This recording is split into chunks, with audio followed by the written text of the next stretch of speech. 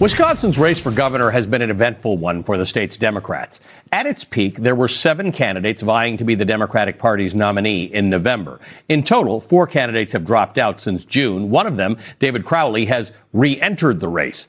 Regardless, early voting in Wisconsin's primary began on Tuesday, and the names of all 7 candidates are still on the ballot for primary day, which is August the 11th. The latest candidate to withdraw today from the race is Mandela Barnes. Mandela Barnes previously served as the lieutenant governor under Wisconsin Governor Tony Evers. Barnes suspended his campaign this afternoon by declaring, quote, "It's become very clear who our nominee is going to be," end quote. Barnes is talking about Francesca Hong, the 37-year-old state assembly member who has steadily gained support and pulled away from the rest of the field by running as a progressive. A Marquette University Law School poll released yesterday shows Hong with support from 38% of Democratic primary voters.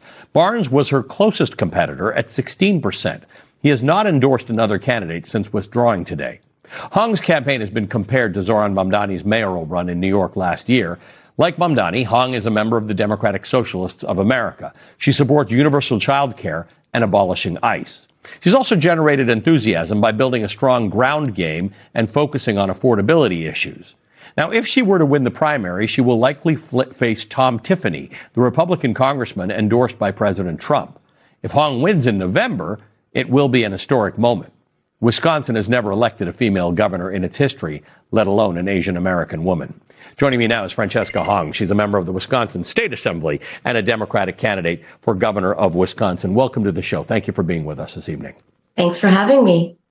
Let's talk a bit about this. I'm a big fan of Wisconsin, but it is one thing to win as a Democratic Socialist in a place like New York City. Most of us from New York City think Wisconsin's a different ballgame. It's a battleground state. Big races are often won by very slim margins. Both of your senators, the Democrat Tammy Baldwin, the Republican Ron Johnson, each won by about 1%. In 2018, Tony Evers won his first term by 1%. He won his reelection by 3%. Even Donald Trump didn't win by a full percent when he defeated Kamala Harris. That was the narrowest result of the entire year. So talk to me about how you campaign in a place like Wisconsin on your platform.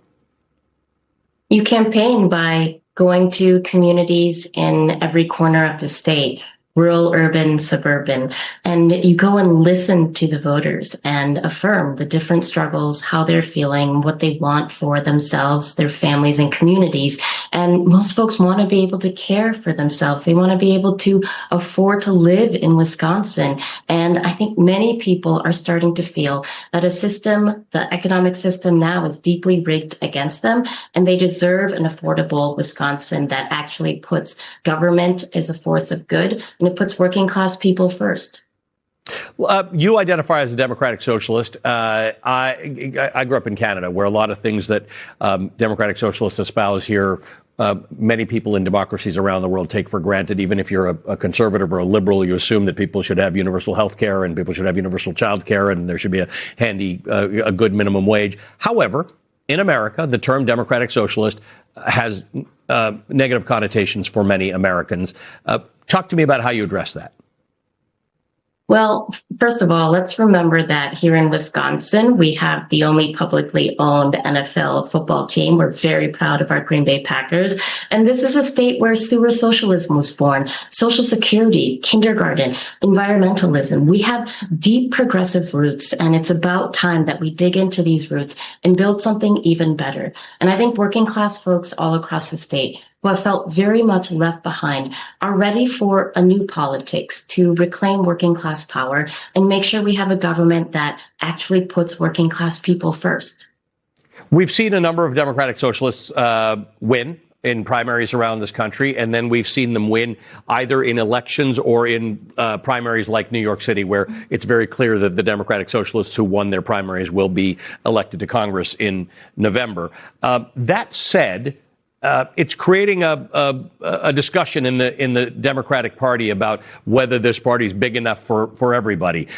Talk to me about how you think about that. I would not characterize this as some sort of a Democratic Socialist takeover of the Democratic Party. There have been a handful of people who have won. But how do you characterize it? How do you think about it when the accusations come about the fact that the Democratic Party is being sort of taken over by this the set of people who are generally further to the left of the mainstream? I'm excited to be growing a Democratic coalition that we are actually actualizing the big tent party that we know that we can be, that we know we need to be. Especially when we are fighting an authoritarian regime, we need everyone to come together and make sure that we're fighting for an economy that puts working class people first, the workers and the work first, that we're taking on the ultra wealthy, the mega corporations whose tax breaks our working class folks are paying for. I think that when it comes to the party, it should be less about the brand and what we're able to deliver for Americans and how we're able to actually run on the issues. I think this is an opportunity for our campaign to really show that we deserve to be the bipartisan coalition, the diverse coalition that I know we can be. You've called for the abolishing of ICE. That's not a particularly out there position these days, given the way ICE is going. But in August of 2020, you put this post up. It was in response to the shooting of Jacob Blake by a police officer. Jacob Blake was left paralyzed. Your statement read in part, quote, "I support defunding the police as a first step toward abolishing the police."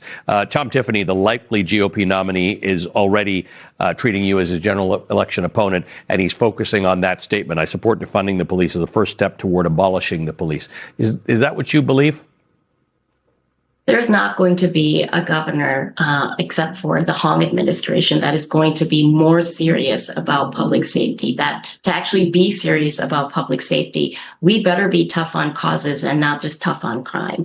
I think it's important to recognize that as governor, I cannot defund the police, but I do want to make sure we're fully funding our public schools, that there's free childcare, great out of school programs for our kids to be able to go and thrive, that we're actually making sure we're getting justice for victims and that we're getting guns out of our street and that incarcerated folks can live with a life of dignity. I won't defund the police.